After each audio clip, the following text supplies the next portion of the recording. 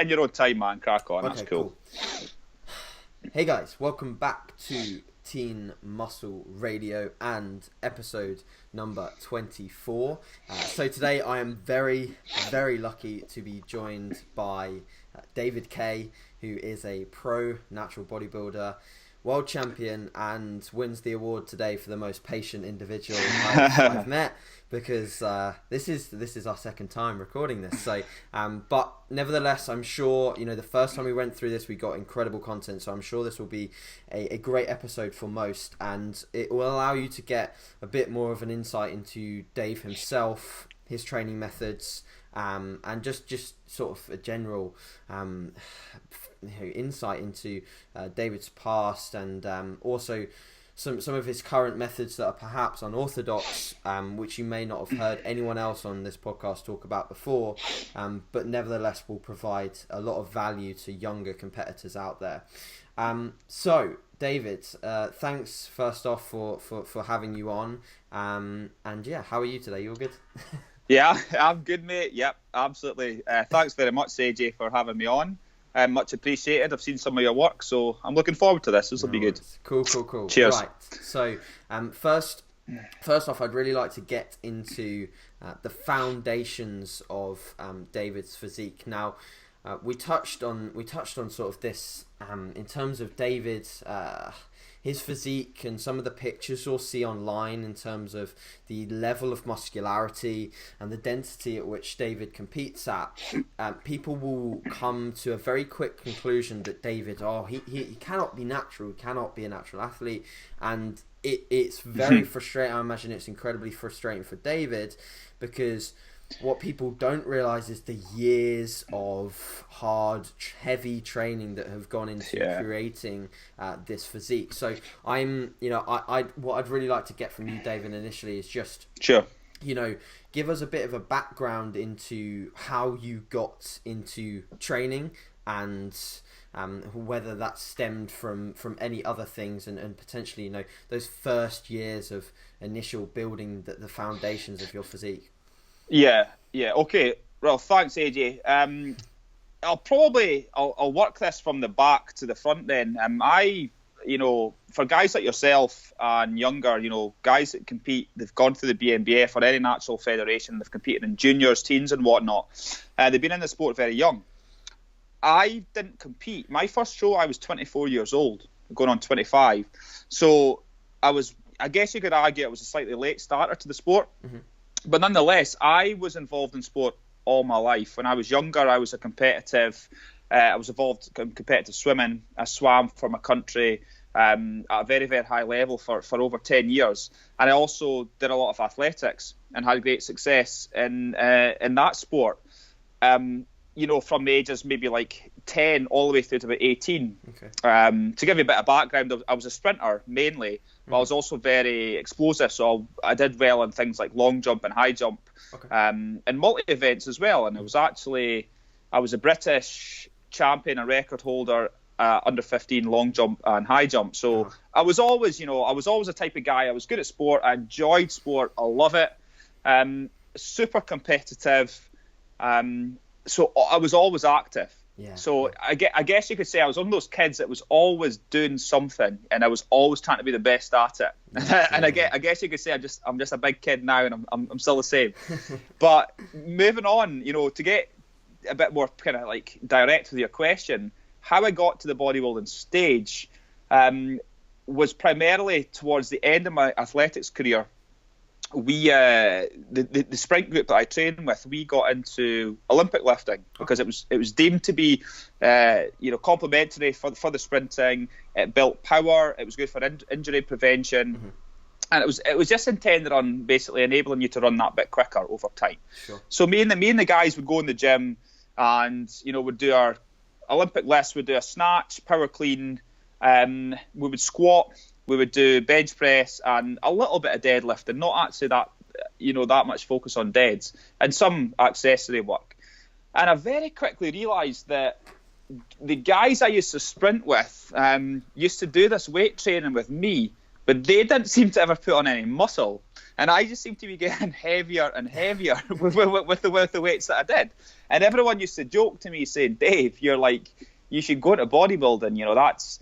That's obviously what you're kind of destined to do. Yeah. And at the time, I had no idea really what bodybuilding was, nor did I really have much interest. Mm-hmm. So then moving on from that, I picked up one of the major problems with being a sprinter in Scotland is that you always pick up injuries. It's so cold outside and you're doing speed work from a winter session, preparing for the indoors. It's like January, February, you're doing speed work out of blocks. I kept getting these recurrent hamstring niggles and I got fed up and I started spending more and more time in the weight room. Yeah.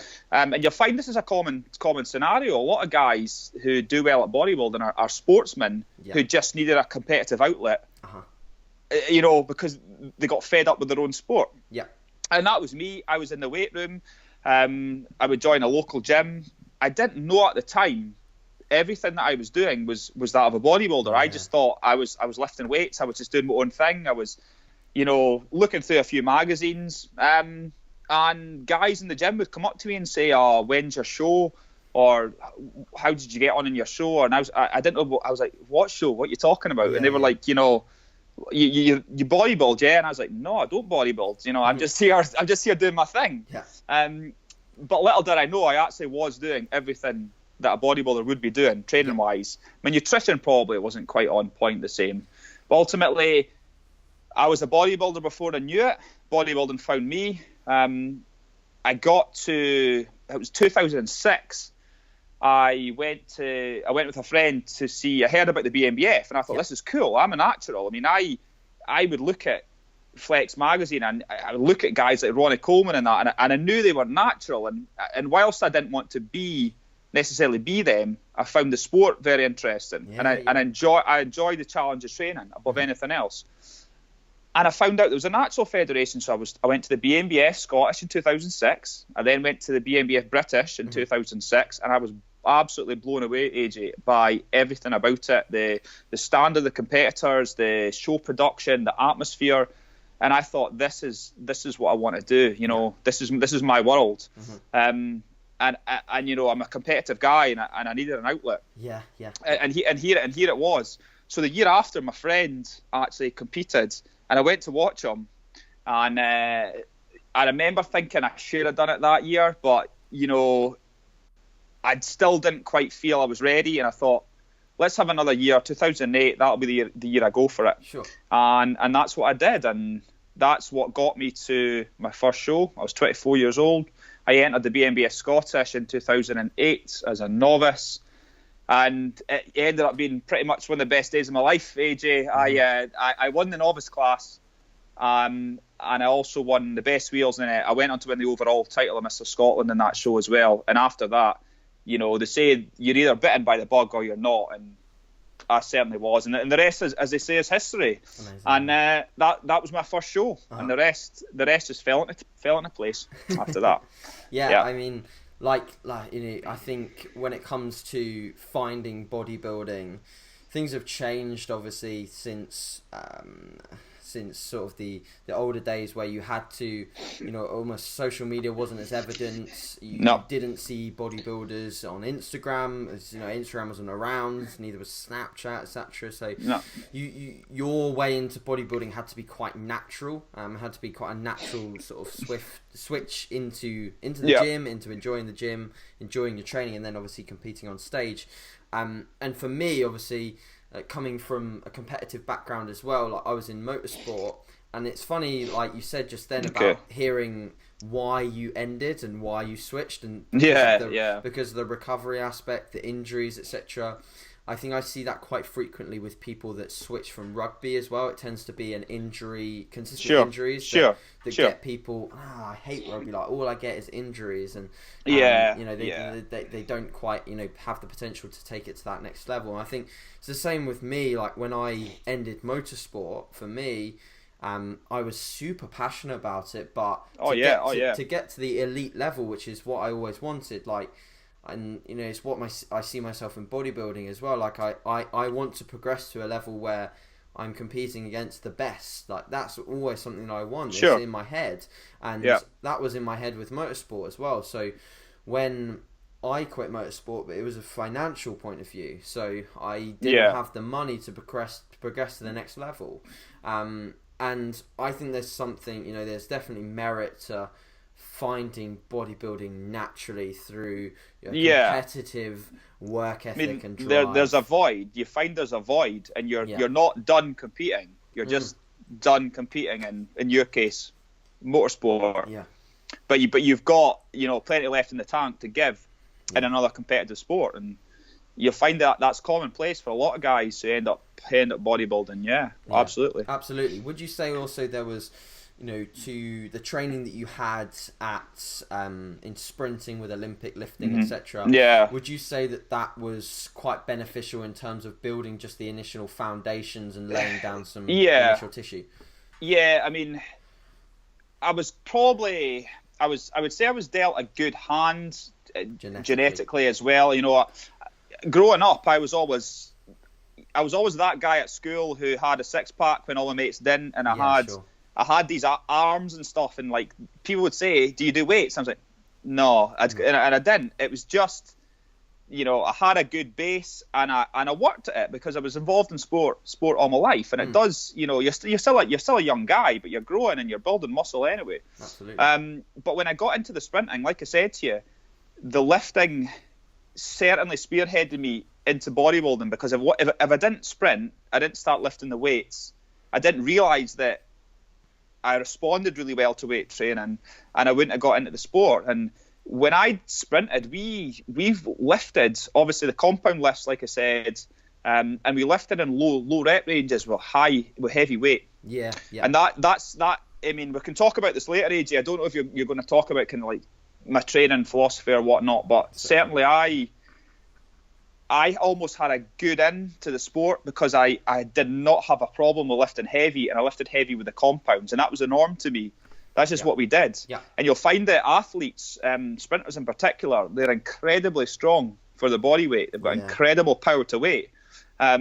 And I had a mate who doesn't bodybuild, but when we used to sprint, he was 72 kilos, and he would back squat 205. Wow.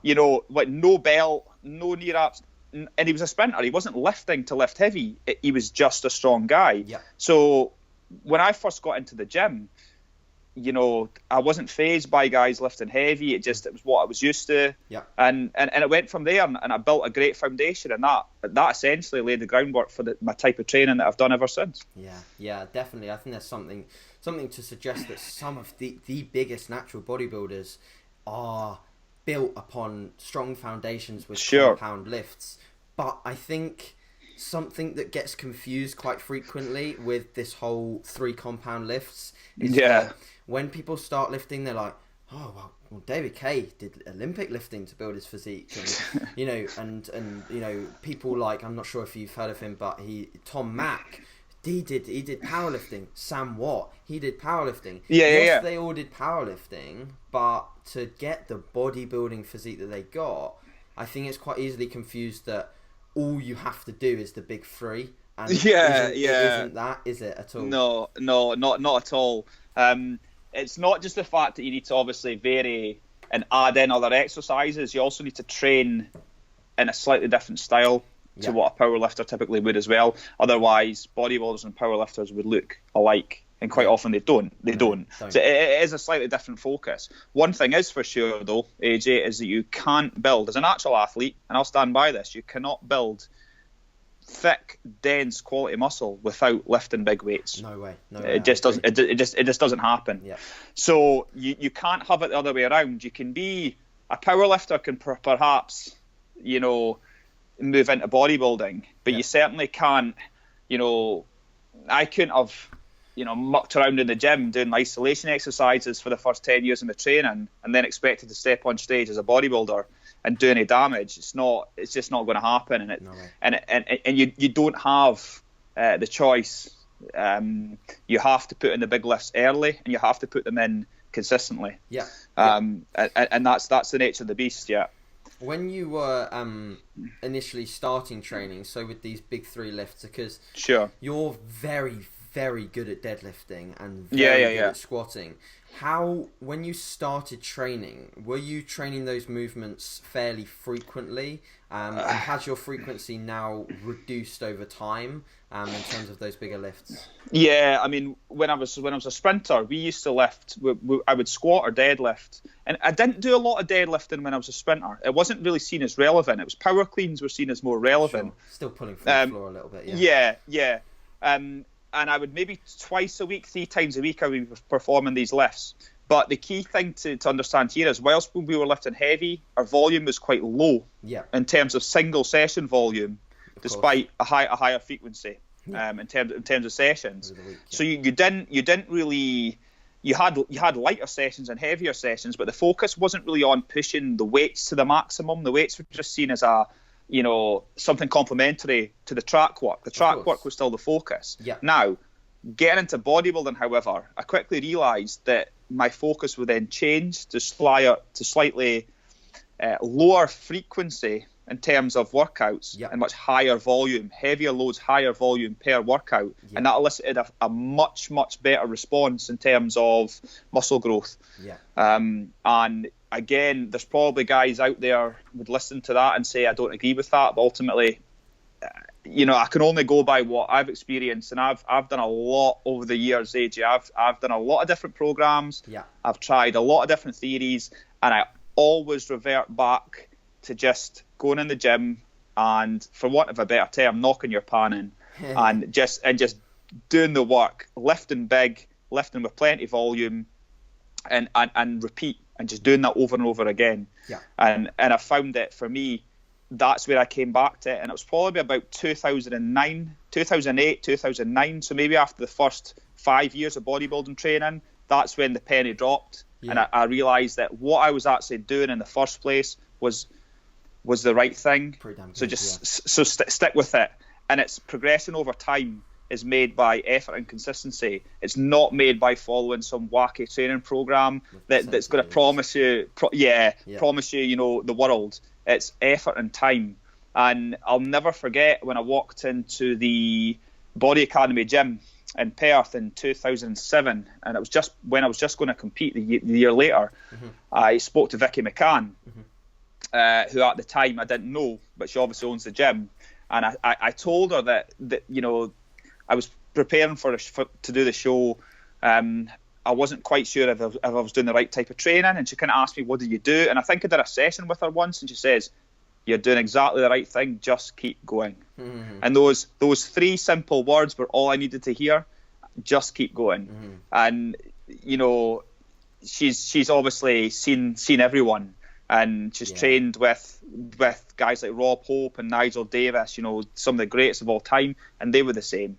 And it's no coincidence that I think you'll find a lot of the top guys kind of almost throw away the form book and throw away the rule book and just train. And there's something really beautiful and simplistic about that. And I really do think that guys, particularly guys getting into the sport, need to remember that you're doing the right thing. It's just going to take a bit of time. Because we all had to put the hard yards in. It doesn't just happen. It's so easy to overcomplicate things. And get your head stuck into some extremely long, particularly now, periodized program. Like you said, with the rise of social media and whatnot, it's a real melter for someone's brain trying to get into the sport, thinking what is the right thing to do, because everyone has an opinion. And if you're new into the sport, you don't know whose opinion you should be listening to, and who. So it becomes a bit of a minefield in that respect. 100%. And I think a lot of people would probably be interested in terms of, obviously your training has evolved over time since you were Olympic lifting, etc. But for the most part, your structure and your sessions has been pretty similar. So give us an idea as to how a normal week would look for you in terms of how you'd lay things out, and also maybe particularly touch a little bit on the actual structure of the session. So by that I mean where you would situate compound lifts and why, etc. Sure, no problem. Okay, not overly complicated. I train with weights. At the moment, I only train 4 days a week with weights. And that is basically through a 7-day cycle. I do back on a Monday. I do shoulders and triceps on Tuesday. I'll have a rest day Wednesday. On Thursday, I'll hit legs. And then rest day Friday. Saturday, I'll do chest and biceps. And then Sunday's a rest day. Yeah. And that then repeats on Monday. I'm on back again. Yeah. And I find that over the years, I've done slightly higher frequency than that. I've not really ever tried lower frequency, but what sort of splits have you tried, David? Like push pull? Yeah, legs, I tried. For a while, I got something that seems to be gaining momentum at the moment is this kind of push pull lower split. Yeah. Which I personally don't like. Only because my experience of it wasn't all that successful. I found with the push pull lower split, it wasn't specific enough. To bodybuilding, and it wasn't specific enough to really targeting particular body parts. Fair enough. Yeah, yes, it's probably good for a new lifter. Yeah. But beyond a certain point, when you're getting into the nitty gritty of bodybuilding, I didn't feel it was quite specific enough. Okay. Just my opinion. Makes sense. I've also done GVT type workouts. I've done slightly higher frequency, and I've done a 2-on 1-off type split, which is similar to what I do now. I just have one less. I would have one less rest day a week. Okay. But I even found with that, if I do a hard leg workout, I found that my chest session was compromised the day after. I just felt my whole system was abused. CNS, and having an extra day after that, which is more productive. So I've essentially, through trial and error and learning my body, I've come round to realising that what I do now is my sweet spot. Yep.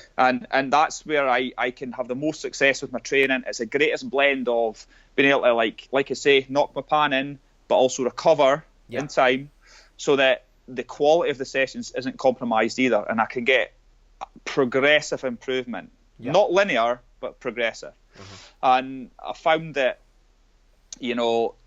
I would encourage anyone to kind of like take my advice in that respect. I'm not saying do exactly what I say, but I'm saying, don't get too caught up in what a program tells you should be doing.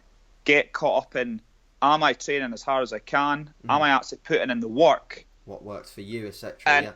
And am I actually progressing? Yeah. And quite often, programs will tell you what to expect to lift and what you should be lifting, not actually perhaps what you're capable of. Yeah. So that's a different kind of area entirely. That's a mindset point of view. I think people hold themselves back quite a lot of the time, and in terms of programs that dictate how much you're meant to lift, that's definitely a restriction on how much you can progress. I think again at the same time, people will look at numbers, and I've been like this as well. Like I remember vividly when I was in 2014 or 2015 during my contest prep, I saw someone with 4 plates on a squat, and in my gym at the time, that was the first time I ever saw someone with 4 plates on a squat, besides watching your videos or Damien's videos, and by that I was just like, Damien's not even human, so I just put that away. But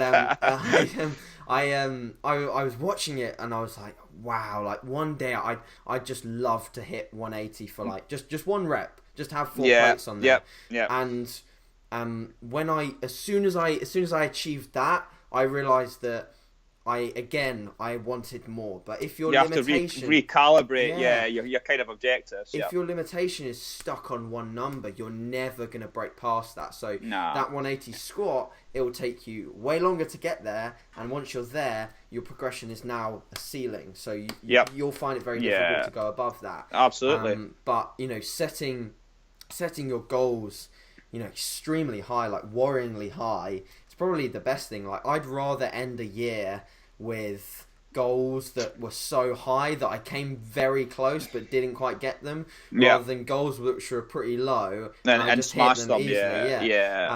And so I think that's really important from a mindset point of view. In terms of your sessions themselves, we'll talk about that. I think something something that a listener might have a question on, and by all means, if you're listening to this halfway through and you already have a question, make a note and then comment it in the comment section.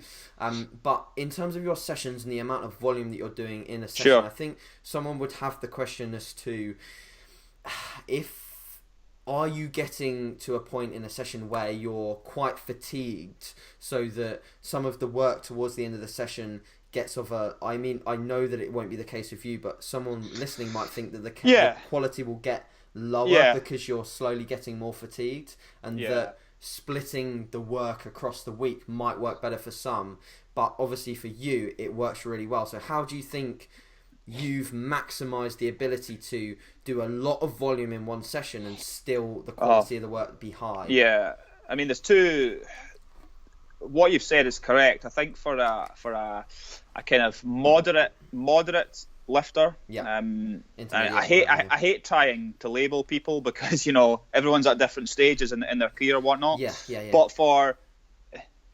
for someone, like, for example, if someone trains with me, they're cool for maybe a third for a half of the workout, and then they do die a slow death. And in fact, it can be quite a steep slope for some people. Yeah. There are guys, and particularly women, Vicky McCann in particular, who can train, who can hang no bother at all, and they'll do everything I do. Yeah. And if we want to do more, we'll do more. Mm-hmm. But ultimately, two things there. How do you cope with a higher volume? One is that you just become adapted and you become fitter. You don't just become stronger, you become fitter. And fit is not a word that's actually associated with bodybuilding a lot. No, not at all. But if I think of when I'm in the gym, if I'm doing a leg workout and it's upward of 2 hours and my volume's high, my pulse rate is basically elevated for almost 2 hours. Yeah. So you do develop a fitness. Yeah. But secondly, I think the bigger factor is nutrition. I truly believe that if you pay attention to your nutrition, particularly your pre-workout nutrition, that will give you more beans, for want of a better term, throughout your workout. Okay. And that's something that over the years I have paid more and more attention to. People were always concerned with nutrition going out of a workout. But no, it's all about going in, because what's in before your workout is actually what's going to be there, that's going to be usable when you're finished almost. So I found that just an increase in carbohydrate in particular going into my training. I mean, I'm a super high carb guy anyway. That's no secret. But I found that even I had room to increase it, and it's paid dividends. And certainly the quality of my lifting from start to finish over the past 2 years has benefited from, What about intra-workout, Dave? Are you having anything intra? Have you messed about with carbohydrates intra? No. I'm not massive on intra. I think once you're going, you don't need anything. Okay. Pre-workout, I don't chase the buzz. I don't chase stimulants when I train. Matter of fact, I actually don't like it. Me neither. I think, and ultimately, jaded. I think if you need stimulants to give you a kick up the arse to train, then you obviously don't love your training, and you maybe need to look at other factors. But certainly, I found that for me, carbohydrate consumption in a drink form with even just branched chain aminos, something going in, just to give you a final top up just before you train, is enough to see me through. But that's not going to fill the hole if your nutrition for the rest of the day was crap as well. Of course. You have to have everything on point. Whereas beforehand, I would probably eat slightly less going into the workout, or I would have had too long a gap before I trained between my last meal and then subsequently my post-workout shake. Are you having very it quite close? Yeah, I'll chug it about 10 minutes before I start training. Yeah. Yes. But of course, what does that sort of contain? Like what carbohydrate? That's the secret, AJ. I can't disclose that. I could, but Could be, you can't. Okay. Could, but I'd have to kill you, and I like you. It's pretty straightforward. It's just a cyclic dextrin. Okay. So a kind of like slow burning carbohydrate with some aminos, just in the system. And it definitely helped, particularly when dieting. I found it definitely saw me through, and it helped me maintain fullness through the workout as well. Yeah. And again, It's personal to me. I find it productive. Yeah. So I run with it. You know. Yeah, that makes sense. Yeah. I think it's something that people overlook, Dave, is like their nutrition and their recovery as a result of their nutrition, because when we're chasing like maximum muscle and we're also chasing progressive overload in each session, we need to be ready and we need to be recovering as quick as possible. Sure. Especially when, you know, people like myself and quite a few other people will probably, and even people like, well, actually everyone, including yourself, because you've got a lot of volume to recover from for your next session. Yeah. So you've still got to be on top of your recovery, even though you're hitting body parts, you know, once every 7 days. You've still got to be nailing it. And I think, unfortunately, with something that I feel that's holding a lot of people back is, again, and we will touch on nutrition more, but I think with the whole flexible side of dieting, you know, the whole flexible dieting thing, I think that it's something that's, what's holding people back is the fact that they lack structure in a flexible diet. Absolutely. When the way that competitors get an edge on people that are being lazy with structure is because they are recovering faster. They're putting in nutrients at the right time. They're consistent with their patterns of eating. They know exactly how they're going to feel in their session and exactly how they're going to recover. That's the important thing. There's three key point charts they made there, AJ. If I just butt in there for a second. If I can remember, one was about consistency, which is true. Yeah. Consistency is king in bodybuilding. Yep. That's something that I can contextualise for you guys later if it comes to that. The other point was this issue of flexible dieting versus structured. Yeah. I'm a structure guy. I know you and are, you will no one will ever convince me that flexible dieting is suitable for a competitive bodybuilder. Yeah. And I would be as you know, blunt about it as that. Yeah. And look at the records. Look at the guys at the top of the sport. How many of those guys, the true guys at the top of the sport, not social media guys, the guys who actually compete at the top. Yeah. They will follow a structured plan. And nutrient timing was the third element that you talked about. Yeah. Nutrient timing is something that is massive. It's something that's largely misunderstood, and it's something that I believe I have got on top of over the years, through trial and error, and also through working with some of the best people in the industry and knowing my body. Nutrient timing so important, particularly with regards to recovery. I think you know, as you mentioned, the funny thing is, it's like a lot of people will maybe listen to that if they know the sport of natural bodybuilding well. They'll say there was one person that got to the top and did very well, and that was Brian Whittaker. But if you look at Brian Whittaker, he's got incredible structure to his day. Yes, he's coached by a coach that advocates flexible dieting, but Brian Whittaker has structure. Brian Whittaker, I'm almost 100% sure, eats pretty similar meals, exactly the same timings. Brian Whittaker's like a professor, I'm pretty sure. So he's got to be eating the same meals every single day, pretty much. You can almost see, AJ, sorry to butt in, you can almost see it. You can see the work in people's physiques. You can see not just the work as in a couple of weeks work, a couple of months. You can see years of work in people's physiques. And Brian Whittaker, you know, I don't want to speak for Brian, but I don't know Brian that well. I'll obviously speak to him a little bit, and I think Brian's a structure guy. Structure with training and nutrition. You can see it in someone's physique. It's just it tells him a mile away. You can, I think, you know, Brian's obviously at the top of his game, and he's been in it for a serious amount of time. So you know that doesn't happen by accident either. No, you know, so that is, you know, and not just Brian. I mean, look at all the guys. I mean, I can speak personally for myself, and I can speak for probably like 80% of the top natties because I know them all personally.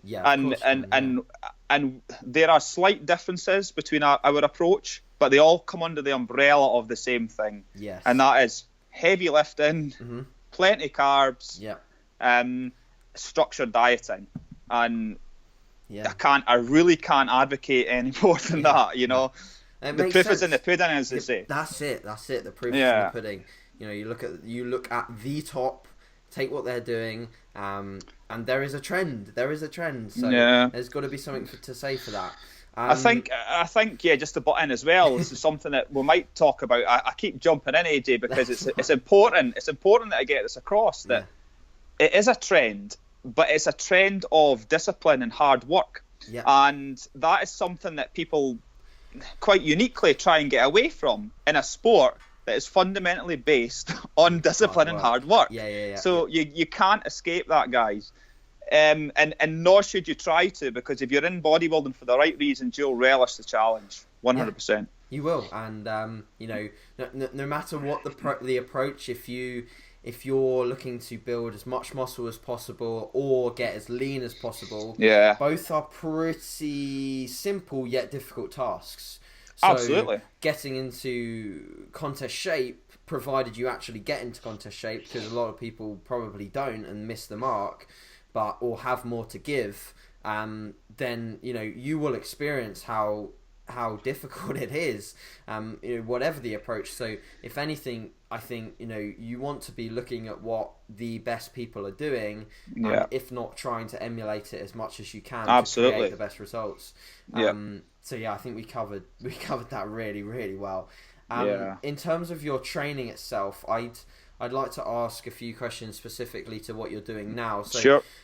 Now with sort of people that I've talked with in the past, and I guess people on the circuit, in both natural bodybuilding, assisted, etc., logbooking sessions has become quite a big thing as of late, and making sure we know exactly what we're doing on a specific day.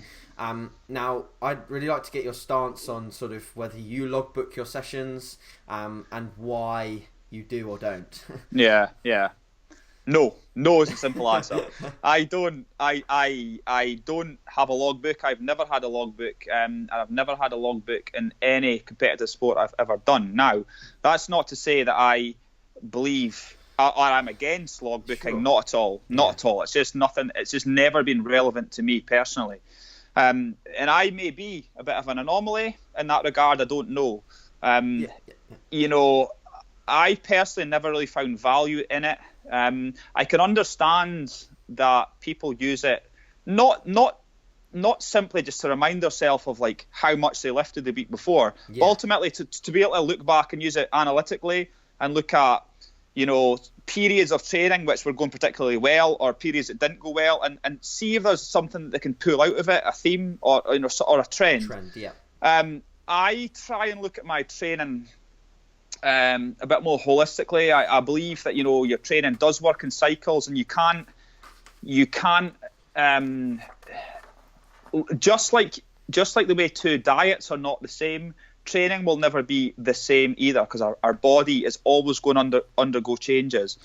I don't feel the need to look back and remind myself what I've lifted in the past, because I know I've got thousands of workouts lodged in this brain of mine, and I'm fully aware of what I lift and what I'm expecting to lift. To put it simply, guys, for the viewers out there, my kind of methodology going in is that if I'm approaching a lift, be it a deadlift, with a particular weight, I know what my personal best is with regards to max weight or reps, and I just try and beat that every workout.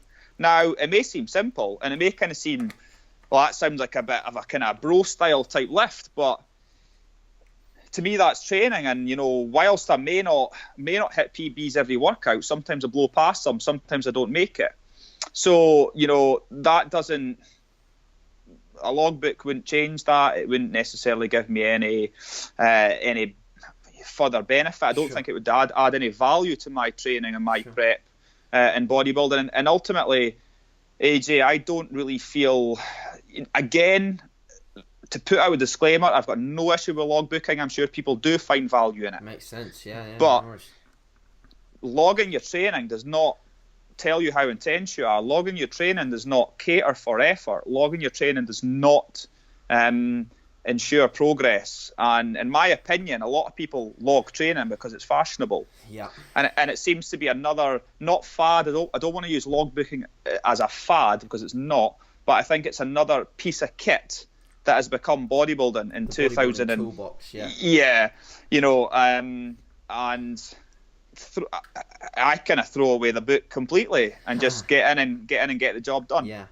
So take what you want from it, guys. Some people, you know, I'm not saying don't log your workouts, not at all. I'm saying do that if you want, but I don't think it's an essential, personally. No, I mean, well, I certainly haven't, but. Again, like the proof's in the pudding. There's some people out there that have never logbooked a session ever and are incredibly muscular and have had great results and can get incredibly strong.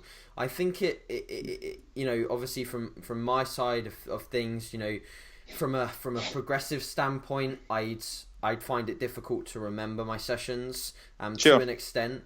I think I like the feeling of knowing exactly what I've got to do to beat the last session. And I like the pressure of that, but I think I do agree with you to an extent when you mention, obviously, people get tied up in the fashion of it, and I think that's 100% true, because people will not only, you know, look at their logbook and think that, oh God, you know, that looks heavy. I'm not sure if I can go for that today. Let's tone it down a bit, and that cancels out intensity. And at the same time, when you're starting logbooking your training, you can't negate intensity, so you can't just start with a low intensity approach. You can't, because over time, like, it will take you 16 weeks, maybe 2 months, like 3 months to get to the point where you're actually training with intensity. You've not progressed. You've just got to a point where you're actually training properly over a long period of time. You've learnt the ability to apply intensity or train harder, and you know that's so true for like kind of novice lifters. You know, takes ages for some people to realize what intensity is and what that last rep should actually look like, rather than you know, oh wow, you know, I beat last week and it looked like you had like 10 in the tank. I think at the same time there is some merit to having some sessions or some lifts where there is somewhat something left on the table to an extent, because when you look at from a longevity point of view, I think people sometimes, when they are taking things, you know, pushing things to the next level, they will put themselves at risk of injury too frequently. 100%. Yeah. But at the same time, you will have days where you should put yourself at risk of injury because you're pushing the lifts. That's a double-edged sword, and you can't get away from the fact that you need to chase poundages. You do, and don't let anyone tell you don't. You need to chase poundages to improve, but you chase them on the right day. Yes. And you don't. I mean, I'm happy to use my own experiences as an example, but quite often, you know, if I'm approaching a deadlift and I've got, say, 6 plates on the bar, I know what I can do with that, and I try and beat it. But one day I might just pull the first rep and think, that's just not there today, guys. That's a grind. So I'll sack it, and I'll go down maybe to just like a 5-plate set, and I'll do maybe three sets with high reps. Yeah, 5 plates. You know, just like 15s or something, you know, and just rep it out. And I'll walk away thinking I've managed to gather some sort of intensity, but I'm injury free. Yeah. It's not dangerous. And that's something I've had to learn the hard way, and I'm sure a lot of guys would agree with me. That ability to not sack your workout, but the ability to change tact and change perspective and look and okay, I wanted to do this, but what is my body telling me that I can do today? Yeah. And you can walk away, live to fight another day, because a week will come round quick, and I'll be on that deadlift platform again, and I might feel better, you know. You're putting way more pennies in the tank as a result of that, rather than doing one session, grinding out a rep, getting a herniated disc and not deadlifting for 6 months. Yeah. If you had 6 months of actual beneficial workouts, it's funny. It's funny because I remember actually having a discussion with a fellow pro about this, and I was talking about, you know, great workouts, and you know, people put great workouts. They advertise them. They'll put them on Instagram. They'll put them on Facebook, and they feel great about themselves. Yeah. But how often are those great workouts happening? Probably not all that frequently. And the reality is, it's those workouts and this is the best piece of advice I can give to people, because this is the real deal. Those workouts where you don't feel great, you've had a hard day at work, you've got relationship problems, you come in the gym, your head's a mess, you can grind out the session that day and you give everything, and you walk out the gym thinking, I couldn't have given any more, and I won. Yeah. And doing that over and over again, that's money in the bank. That's what builds a physique. It's not those kind of like one in every 10 workouts, which is an absolute smasher. They're not the ones that build the physique. You know, they make you feel great, but that's not what's actually building the physique. And it's important to realise that bodybuilding is about the grind when no one's looking. Yeah. And that's what makes a difference. Yeah. And applying that intensity every day when no one's looking. It's the same, you know. It's the same sort of analogy as if you looked at a powerlifter and you saw a video of their 1 rep max attempt, and they're like, "Wow, like that's a huge lift." But what you don't see is behind that lift was several horrendous sessions, some of which, you know, if you're squatting like 3-4 times a week, you'll turn up. You do not want to get under that squat bar. No. You do not want to squat. There's nothing else you want to do other than not squat, and you still do it. And I think that, you know, it is those sessions that do make the difference, and it's those sessions that half the people that don't make it don't turn up and do. That's it. And, you know, to relate this again to nutrition, it's the same when, you know, you're the one that's adhering to your structure, and there's another guy out there who's not adhering to structure, maybe not recovering, or even worse, he's cheating, he's going over his calories massively, when he's starving, he's hungry, and, you know, you turn up on stage, turn to the rear, and you can see one hasn't, one has. So it is the next level of effort that will really take your physique to that next level, and it's obviously evident in yourself by pinning together those years of doing that. Well, you know? It is, and it's a phrase that I use, and it's one of marginal gains. And bodybuilding is a sport of marginal gains. And if I give an extra 1%, or I can get an extra 1% over my competitors every workout over the whole year, that's a difference. Over the whole year, that's me coming first or me coming fifth. Yeah. You know, and okay, that's an overly simplistic way of looking at it, but that's the truth of it. It is. And it's bodybuilding. Yeah, it's physical, but it's far more mental. Yeah, it's a mental challenge, and that's why we love it, because we wouldn't have it any other way, you know. Yeah. I think that's a great interlude into one of my final topics, and that's really to surround some questions in terms of the mindset and sort of more of your life as a bodybuilder that's at the elite level. So we kind of touched on this a little bit previously with sort of looking at the top pros and what they do, but as a pro yourself, what have you noticed? And I know you're at like pretty much every single BNBF show, etc. And you've seen quite a lot over the years in terms of what's happened, and also what I'm very interested in is when amateurs go to that next level and become pro. So what have you seen? And I'm sure you talk to a lot of amateurs that have gone pro, but what have you seen from a mindset or characteristics that feature in people that were amateur and have now taken it to that next level? And is there anything that you've seen that just, you look at someone and you think, unless something changes, you're probably always going to be on the amateur circuit? Is there something that you just think, wow, that's something that makes someone click, and they're probably going to go far? I mean, this is a massive topic, AJ. There's a lot I could comment on there. And I always, without sounding, you know,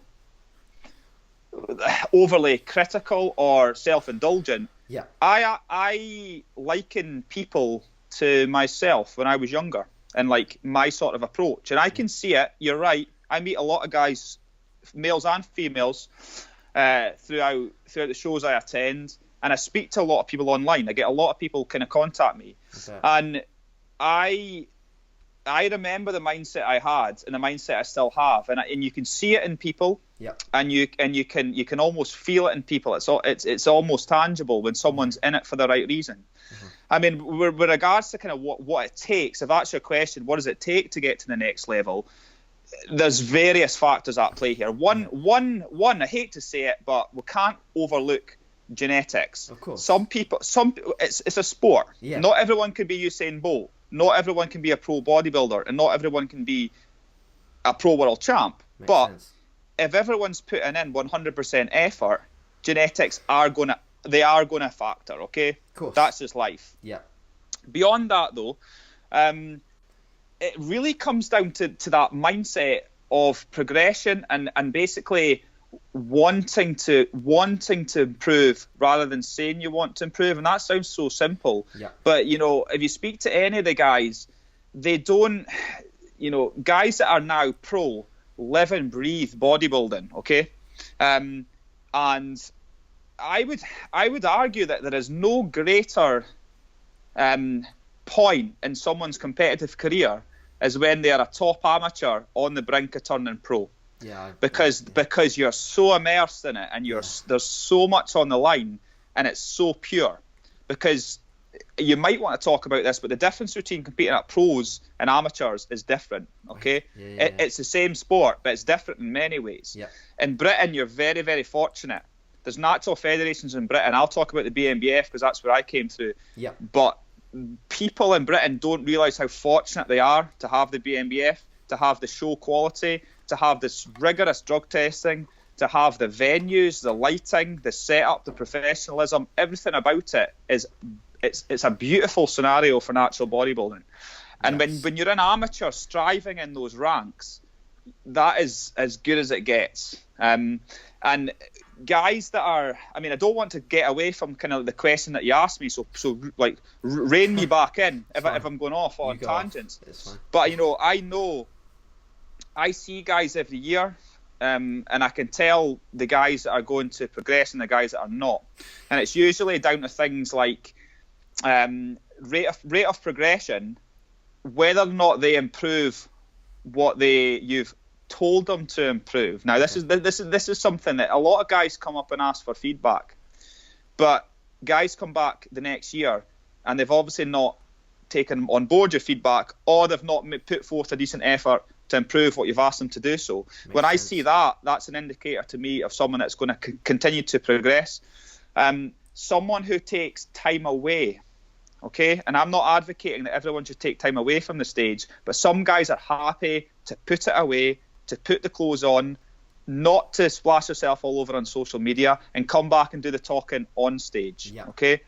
Some people just can't stay away, and they turn in year out looking variants of the same, a little bit better, a little bit worse, and they're a little bit better one year and you think, oh, maybe they've turned it around, and then no, the next year they come back and they're not really, they're not any better. I need to see, as a judge, I like to see kind of a linear progression with physiques, particularly if you're quite young in the sport. If you're not improving year on year out, it's not going to happen, because to turn pro you need to have the mindset, and just by default you're going to improve.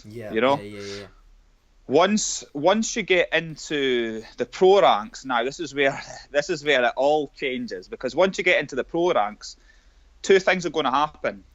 One is that you're going to excel, or one is that you're going to be lost. You're going to be lost in a sea of fellow professionals who are all pretty good, but you're never going to win a show again in your life.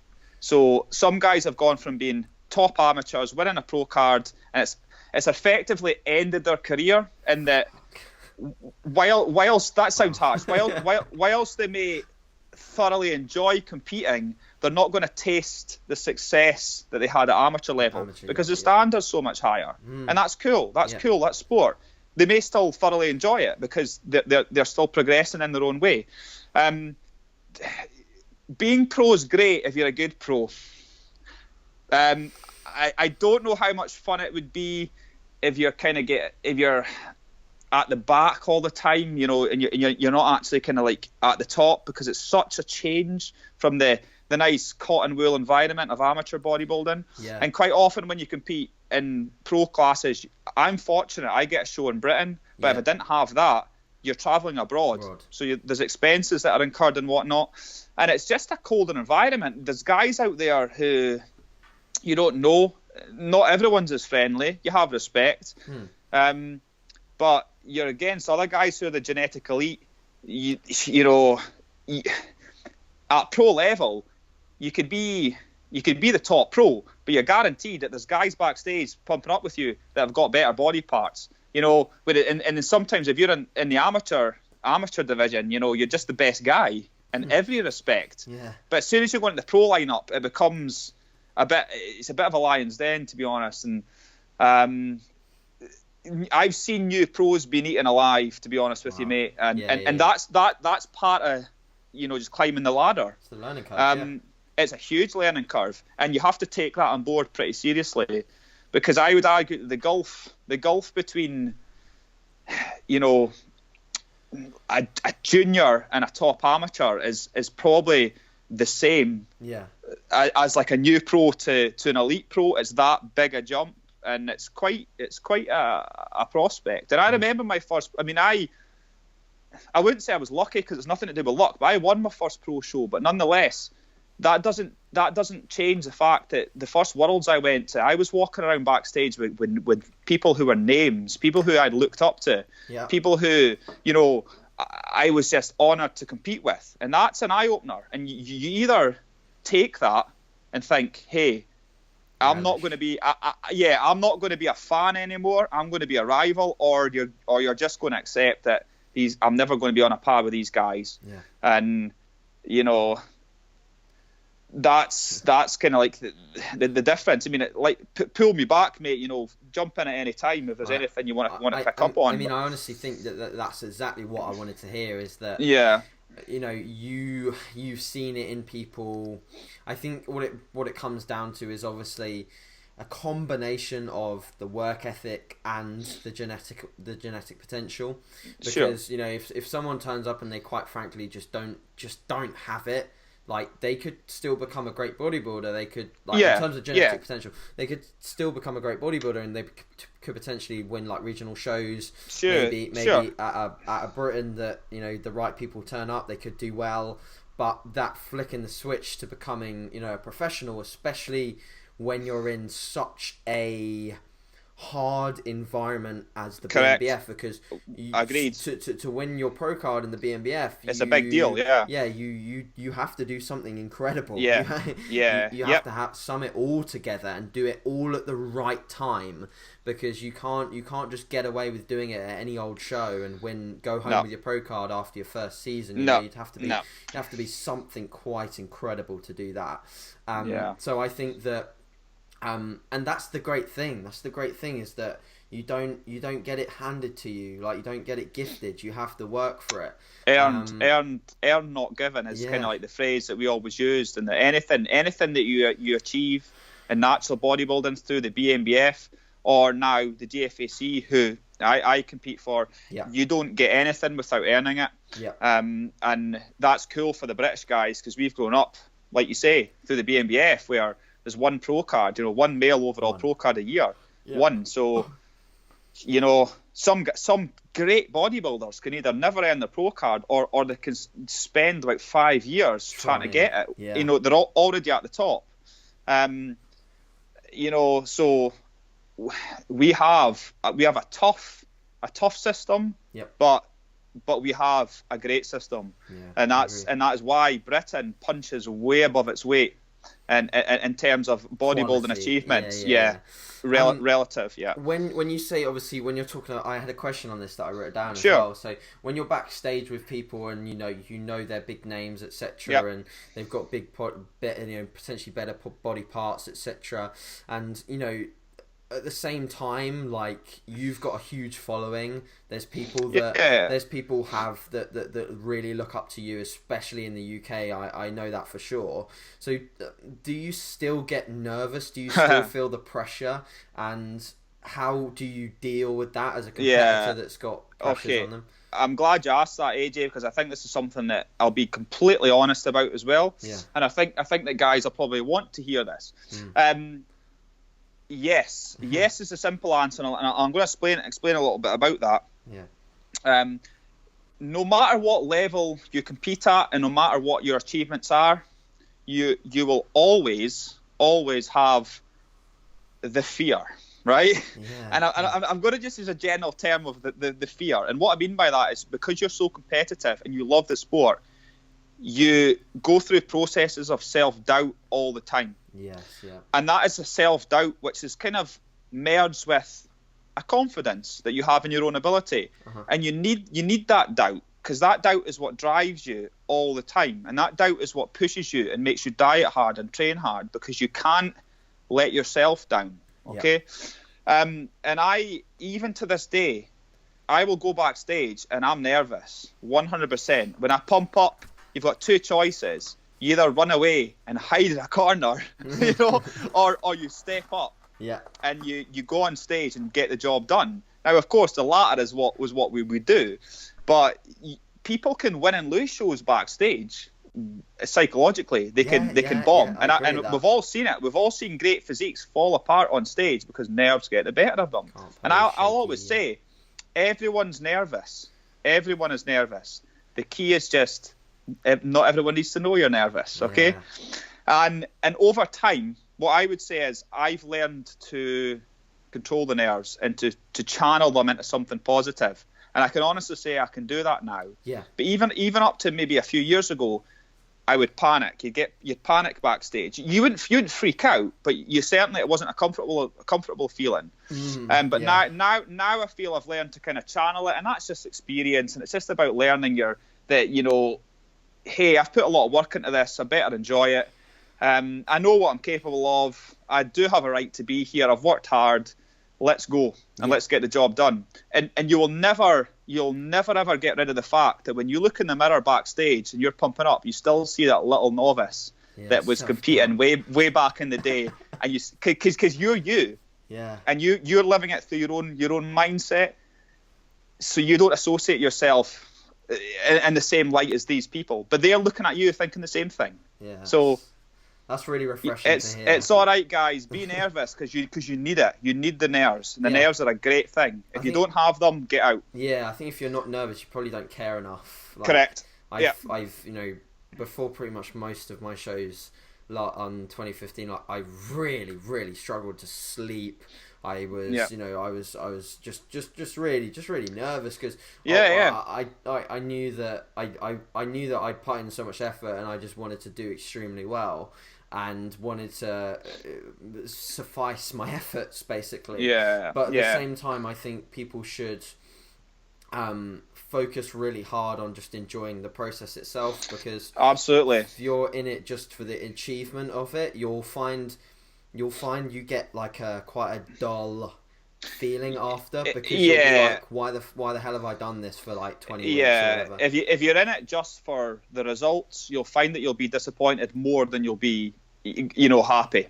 And even I always say win, I think. yes I always say that people forget places, but you don't forget experiences, and bodybuilding's about experiences. It's about effort, achievement, the challenge, the camaraderie with friends, and the respect.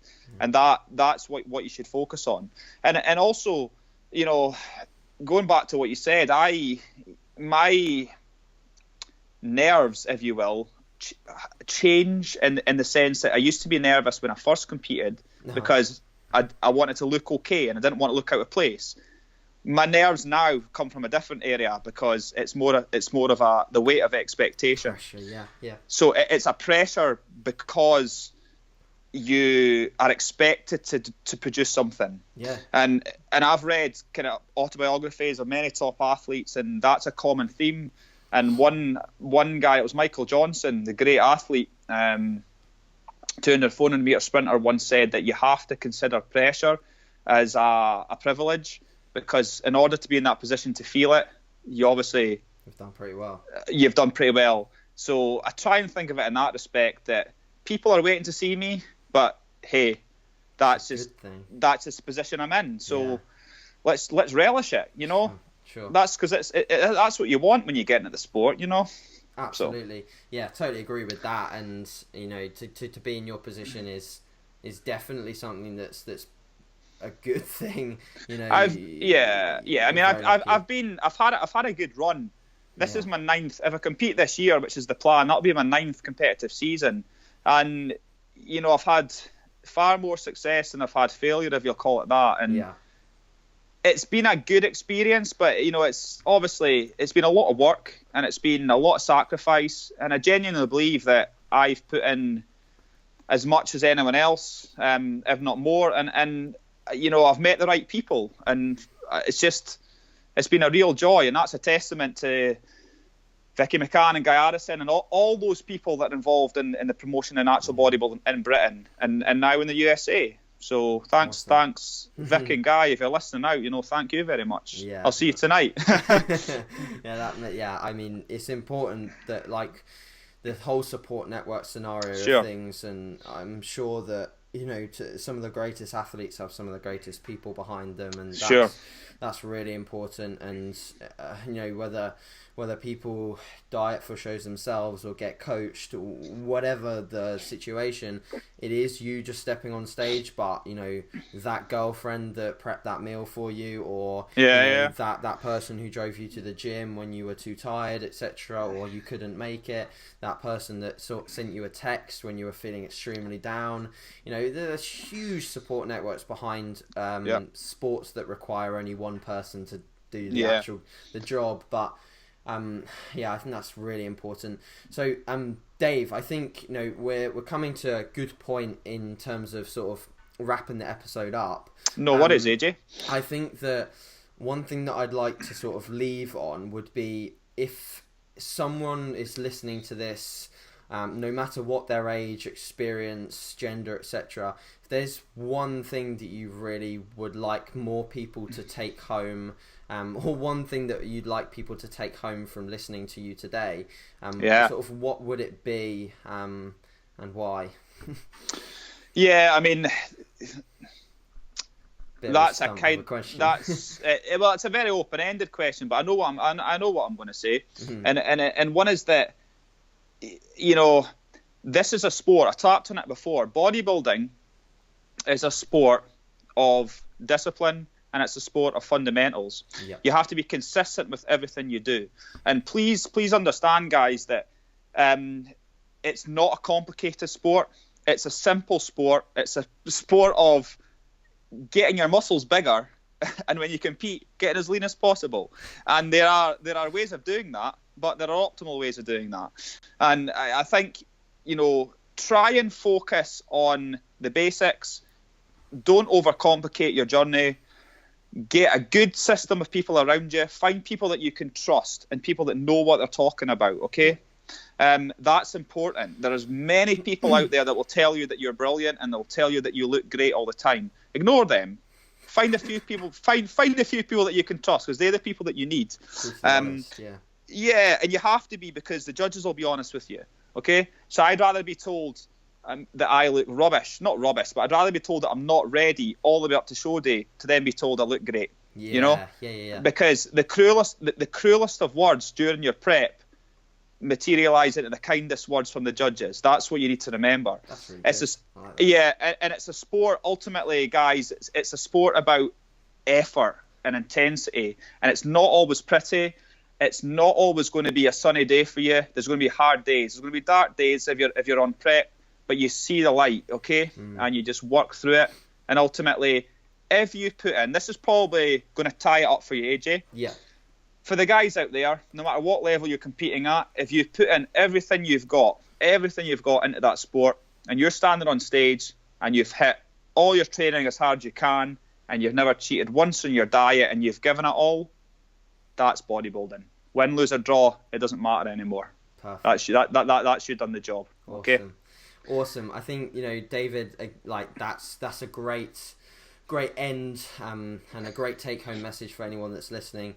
I'd like to thank you very much for your time again, mate. You're welcome, mate. Obviously, you know, for any reasons that people aren't sort of, you know, staying in touch with you on social media, etc., I will leave links to sort of where David is posting, etc., in the comments below. But at the same time, like, I love it when people engage with the podcast. So if you do have any sort of questions about topics that me and David has raised, then please leave them in the comment section below, and you know, hopefully we'll try and get back to them with any sort of clarity on the subjects.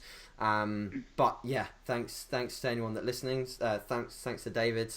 And yeah, if you could all give this a like, or if you're on YouTube, if you think that someone should hear this or will benefit from listening to this, then please share with your friends, family, etc.